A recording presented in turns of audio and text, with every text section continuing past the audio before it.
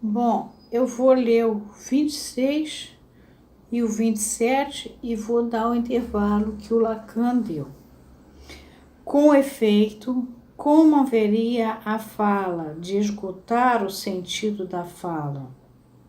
Ou, para dizê-lo melhor, com o logicismo positivista de Oxford, o sentido do sentido, a não ser no ato que o gera. Só pode esgotar num próprio ato que o gera. Esse tal de positivismo de Oxford, o seguinte, é um movimento que começou lá na Europa, lá pelos meios da Áustria. Esse movimento cresceu muito, ficou internacional, depois ele minguou, provavelmente talvez por causa de questões políticas, e foi parar na Inglaterra. E o David Hume faz uma oposição radical à epistemologia kantiana. E ele fala, a concepção científica do mundo não reconhece qualquer conhecimento incondicionalmente válido obtido a partir da pura razão. Quaisquer juízos sintéticos a priori. A tese fundamental consiste precisamente na rejeição da possibilidade de conhecimento sintético a priori. Tem que ter uma coisa analítica. Esse movimento que nasceu na Europa e foi parar na Inglaterra, conforme eu falei para vocês, ele veio depois a influenciar Einstein, por exemplo, que precisou usar a geometria não euclidiana, injustamente assim chamada. Está aqui o livro do Carlos Tomei, matemático, um super matemático, tá? Carlos Tomei. Esse cara não sei se ele ainda está lá, mas ele era da PUC aqui do Rio, do Departamento de Matemática, um gênio. E ele vai mostrar que Euclides é mais não euclidiano do que tudo. Aliás, óbvio, Euclides foi o fundador da escola de Megra. A escola de Megra é aquela escola que trabalhava com paradoxo e que irritava profundamente Platão. Platão chamava eles, os megáricos, de erísticos, em homenagem às eríneas, porque no paradoxo o tempo inteiro você está questionando a doxa, nos dois aspectos dela, senso comum e bom senso. Então, dizer geometria euclidiana é por causa do desenho em geometria plana que se faz, mas na verdade é injusto falar em geometria não euclidiana. O Euclides era não euclidiano nesse sentido. Ele era um cara do paradoxo. Bom, vai influenciar Frege, vai influenciar Russell, que também é um cara do paradoxo.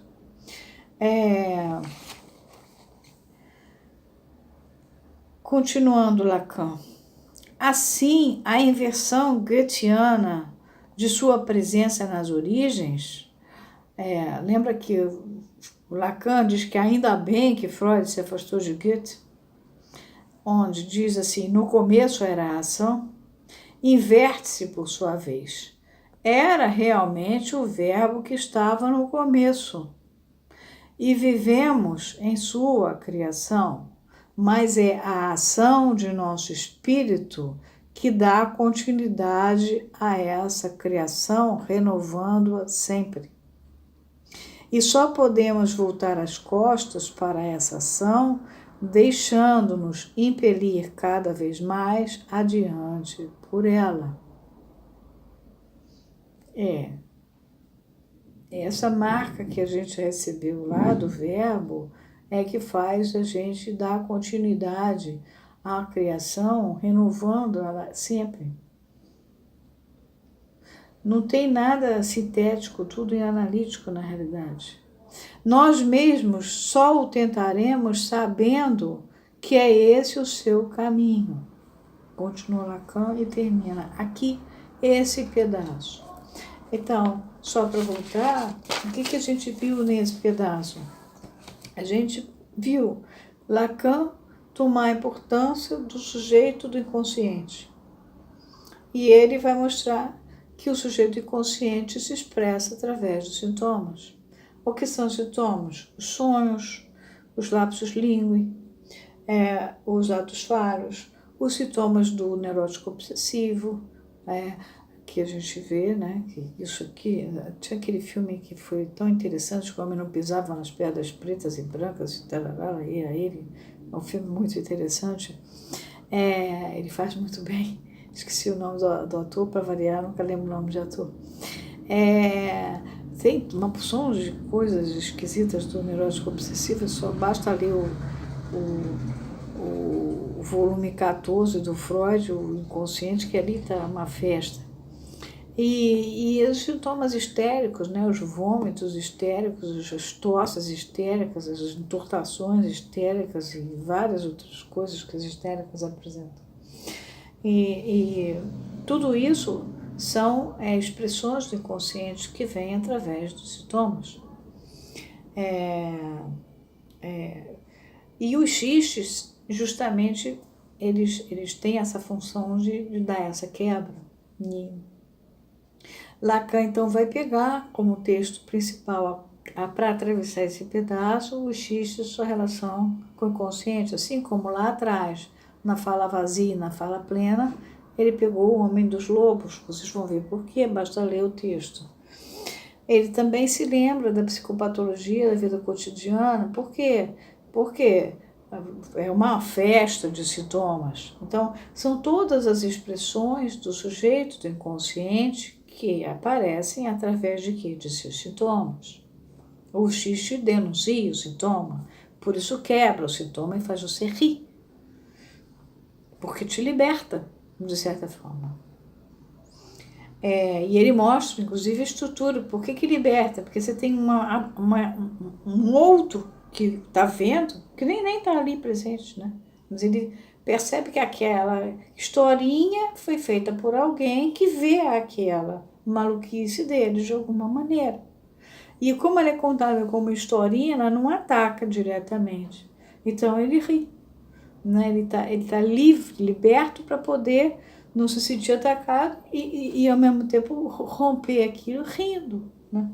Então, o xiste guarda a proporção da interpretação. Por isso, o valor do Theodor Reik, ou Reik, como quiserem chamar, que Freud tentou manter na IPA de qualquer maneira, ele escreveu a questão da análise leiga por causa do Reik, porque o Reik trabalhava exatamente com essas questões da surpresa, ou com a questão de dizer bobagens, da importância da bobagem, da importância do xiste, da importância exatamente esses textos, a surpresa que causa, ou ouvir com o terceiro ouvido, como ele fala, você tem que ter um terceiro ouvido ouvindo.